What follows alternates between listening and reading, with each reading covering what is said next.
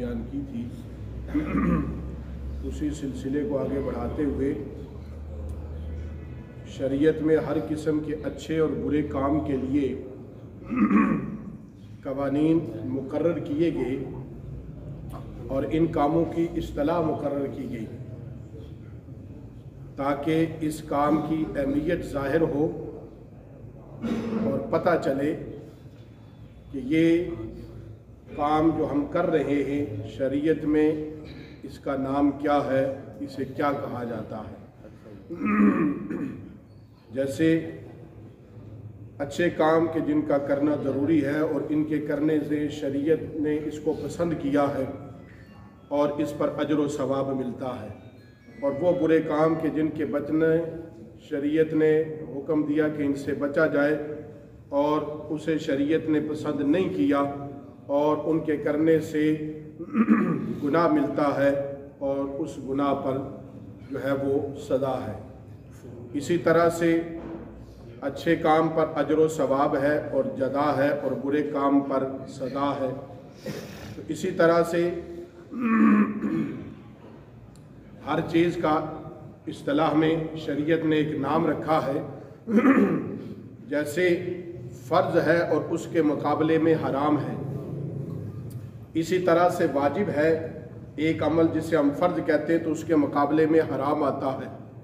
ایک عمل کے جسے ہم واجب کہتے ہیں اس کے مقابلے میں مکروہ میں تحریمی آتا ہے۔ اسی طرح سے ایک کام ہے سنت مؤکدہ تو اس کے مقابلے میں اصاعت آتا ہے، اور اسی طرح سے ایک ہے سنت غیر مؤکدہ اور اس کے مقابلے میں مکروہ تنزیہی آتا ہے، اور اسی طرح سے ایک کام ہے مستحب، اس کے مقابلے میں خلاف اولا آتا ہے، اور ایک کام ہے مباح۔ ان ساروں کی تفصیل آپ سنیں گے۔ تو سب سے پہلے فرض کا ذکر کرتے ہیں کہ فرض کس کو کہتے ہیں۔ جیسے ہم فرض نماز کہتے ہیں، زکوٰۃ کسی پر فرض ہے، اسی طرح سے دیگر کام فرض ہیں، تو فرض کا مطلب کیا ہے، فرض کس چیز کا نام ہے۔ تو جیسے ہماری نماز فرض ہے، سنت ہیں، نفل ہیں، واجب ہیں، اور سنت موقدہ ہیں، سنت غیر موقدہ ہیں، مستحب عمل ہے، ایک مباح عمل ہے، تو ایک کس چیز کو کہتے ہیں۔ تو اس کی تفصیل یوں ہے کہ فرض جسے ہم کہتے ہیں کہ فرض کس چیز کا نام ہے، تو فرض اس کا کام کے کرنے کے لیے کہتے ہیں جس کا کرنا انتہائی ضروری ہو، جو دلائل شرعیہ قطعی سے ثابت ہو، اس کے فرض ہونے کا انکار کرنے والا کافر ہے۔ جیسے ہم پر نماز فرض ہے، روزہ فرض ہے، زکوٰۃ اور حج۔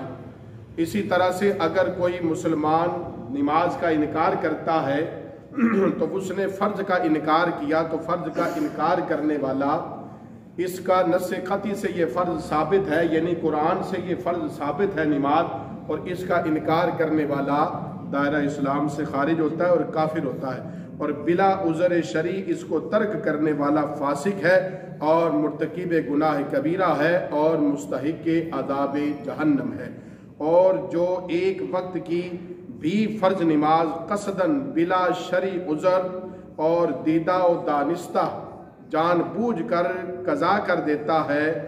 وہ فاسق ہے، مرتکب کبیرہ گناہ ہے، مستحق جہنم ہے اور اس پر عذاب الہی ہے۔ یہ فرض کی تشریح ہے جسے فتاوی رضویہ شریف نے امام میں اہل سنت نے بیان فرمایا ہے۔ اسی طرح واجب ہے، تو واجب کس چیز کو کہتے ہیں، تو واجب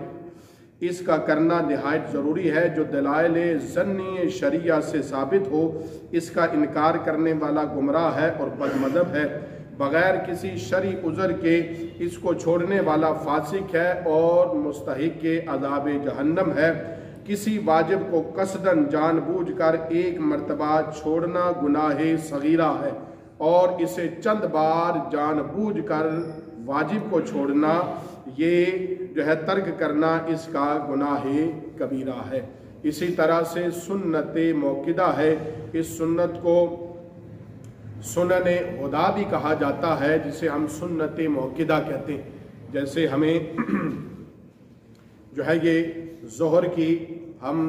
4 رکعتیں فرض سے پہلے پڑھتے ہیں تو وہ سنت موقدہ ہیں۔ تو اس سنت موقدہ اسی طرح دیگر جو سنت موقدہ ہیں جس کا نام سنت موقدہ رکھا گیا، تو اس کی تشریح کیا ہے؟ جس کا کرنا ضروری ہے، اس کے ادا کرنے میں بہت بڑا ثواب ہے، جس کو حضور نبی کریم صلی اللہ علیہ وسلم نے ہمیشہ کیا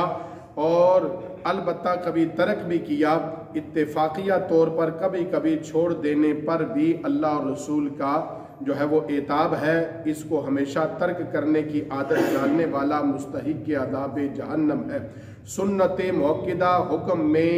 قریب ہے واجب کے، اسے بھی اعلیٰ حضرت نے فتاوی رضویہ شریف میں نقل فرمایا۔ اسی طرح سنت موقدہ کے بعد آتی ہے سنت غیر موقدہ، وہ کس کو کہتے ہیں اس کی تشریح بیان فرمائی۔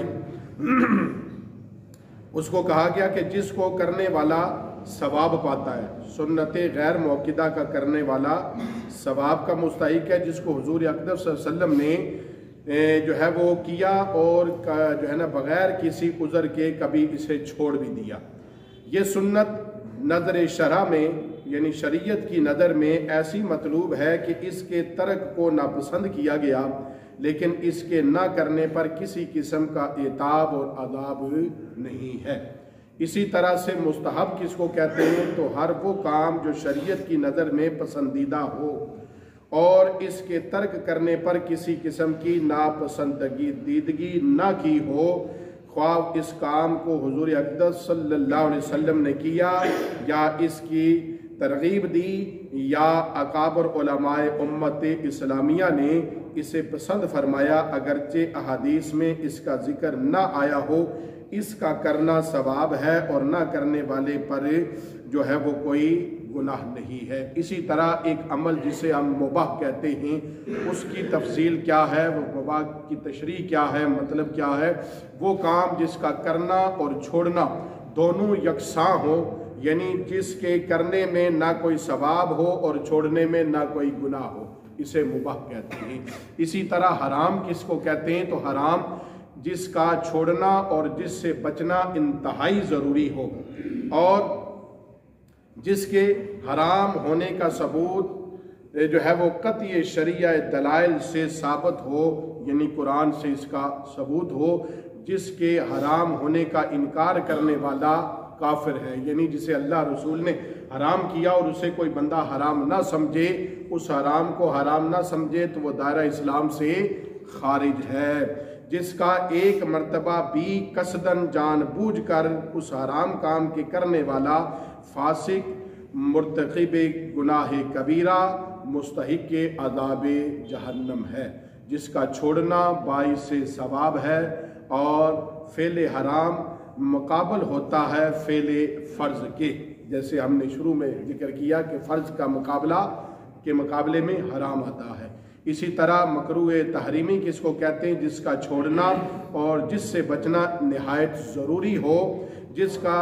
خلاف شریعت ہونا دلائل ظنیہ سے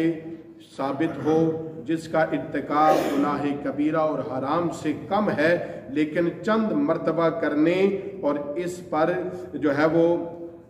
مدامت جو ہے کرنے سے یہ فعل بھی گناہ کبیرہ میں شمار ہوتا ہے۔ اس کا کرنے والا فاسق مستحق عذاب، اس سے بچنا ثواب۔ فعل مکروہ تحریمی مقابلہ ہوتا ہے اس کا، یہ مقابل میں ہے فعل واجب کے۔ اسی طرح سے جسے ذکر کیا گیا اصاعت، اور اس کا چھوڑنا اور جس سے بچنا ضروری ہے، جس کا کرنا برا اور جس سے بچنا ثواب، کبھی کبھار کرنے والا بھی لائق عتاب اور ہمیشہ کرنے کی عادت ڈالنے والا مستحق عذاب ہے۔ فعل اصاعت جسے کہا گیا یہ مقابلے میں سنت موقدہ کے ہے۔ اسی طرح سے مکروہ تنزیہ جسے کہا جاتا ہے، اس کی تشریح کیا ہے؟ اس کا کرنا شریعت میں پسند نہیں کیا گیا، جس کے کرنے پر عذاب بھی نہیں لیکن اس کی عادت ڈالنا یہ برا فعل ہے، لہذا اس فعل سے بچنے پر بھی اجر و ثواب ملتا ہے۔ اس فعل مکروہ تنزیہ یہ مقابلے میں ہے سنت غیر موقدہ کے۔ آخری بات جو ہم نے بیان فرمائی کہ خلاف اولا یہ کہا جاتا ہے کہ یہ کام خلاف اولا ہے، تو اس کی جو ہے وہ تشریح یہ ہے کہ اس فعل کو کہتے ہیں خلاف اولا، جس کا چھوڑنا، جس سے بچنا بہتر تھا، لیکن اگر کر لیا تو اس میں مذائقہ نہیں ہے۔ خلاف اولا مقابلے میں ہے فعل مستحب کے۔ یہ اصطلاحات ہیں